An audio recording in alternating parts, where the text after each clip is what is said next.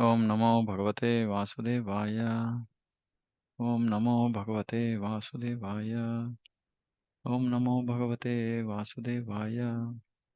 Narayanam Namaskritya Naram Chaiva Narottam Devim Saraswatim Vyasam Tato Jayamudirayet Nashtaprayeshu Bhadreshu Nityam Bhagavata Sevaya Bhagavate Ruttama Shloke Bhaktir Bhavati Naistiki Om Agnanatimirandasya Gnananjana Shalakaya Chakshurun Militam Yena Tasmai Shri Gurave Namaha Namo Vishnupadaya Krishna Preshthaya Bhutale Srimate Bhaktivedanta Swami Nityanamane Namaste Saraswate Deve Gauravani Pracharini Nirvishesha Shunyavadi Paschatya Deshatharini Jai Shri Krishna Chaitanya Prabhu Nityananda Shri Advaita Gadadhara Shivasadi Gauravaktavinda Hare Krishna Krishna Krishna Hare Hare Hare Rama Rama Rama Hare Hare.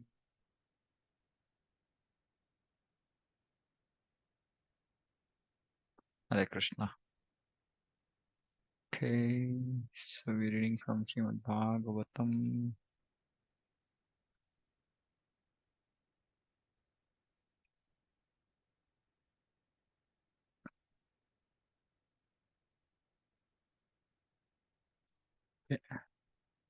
Canto 1, Chapter 11, verse 36.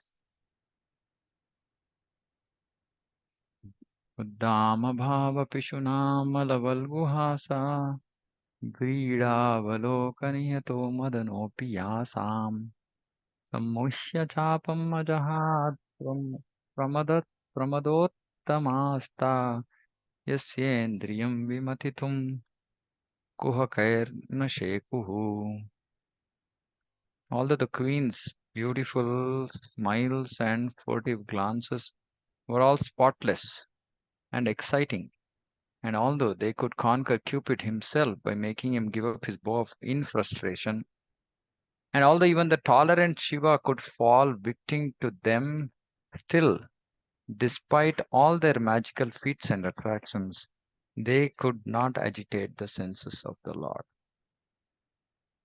And this is a very important verse for those who can't understand Krishna's position or who misunderstand Krishna to be just like one of us. So Krishna is Atma Rama, is satisfied in himself, and he's not here. Description about how, in general, like there's a beautiful wife, and she could attract the husband, right? Or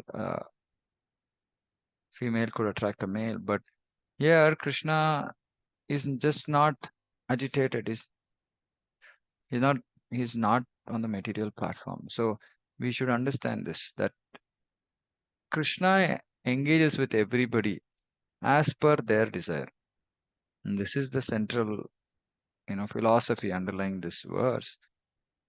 Is while Krishna might just ye yatha mam prapadyante tam tataiva bhajamyaham, while Krishna might reciprocate in the mood of a devotee. So, for example, here the queens are thinking of themselves as his wives, and so they expect him to reciprocate as a husband.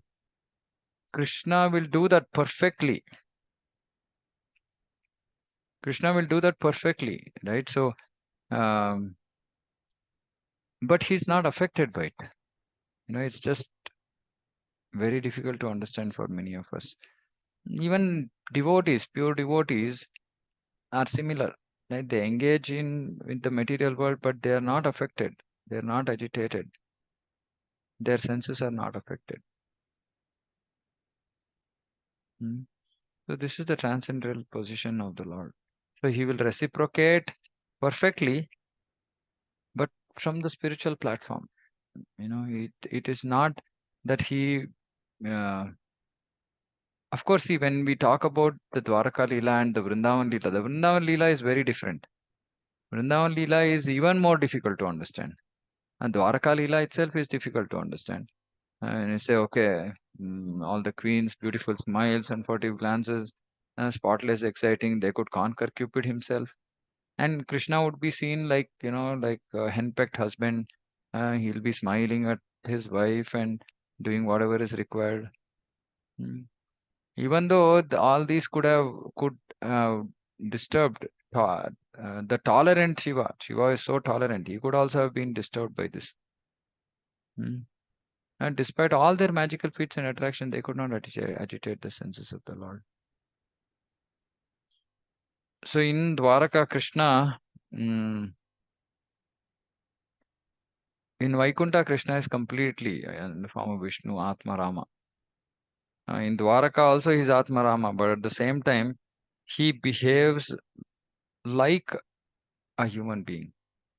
So it's even difficult to understand because he is Atma Rama, but still he is behaving like he is not one, right? Like he seems to be reciprocating, he seems to be smiling, laughing, this, that, and all that. And uh, it's very difficult to understand. How can he be Atma Rama when he's engaging with his wives, etc., like this?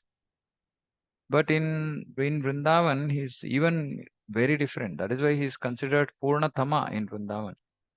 In Vrindavan, he forgets his Atma Rama position. He forgets. He cannot remain Atma Rama, meaning he cannot remain satisfied in himself. So it's a even powerful love of the Brajavasis that Krishna actually fails to be satisfied in himself. Just imagine how exalted the bhakti of Brajavasi is that Krishna, see, we should understand Atma Rama means what? Somebody who is just in self-satisfied, happy in himself, fully controlled, and not agitated in senses, not affected by situation. This is Atma Rama, right? But in Brajadam, Krishna is Para Rama. Para Rama means his happiness is depending on others, just like almost it is like in this material world. So it's inconceivable. I mean, Krishna's position in Vrindavan is even more inconceivable. Vaikuntha is understandable. Dwarka, maybe little bit purity we can understand. But Vrindavan is just beyond. We are so fortunate that our acharyas, Prabhupada and previous acharyas are revealing us all these inner secrets, beautiful purport, long purport, lot of it I'm going to read. The path of salvation or the path going back to God, it always forbids association of women. Of course, when we read this, it's just the sexual attraction between male and female. And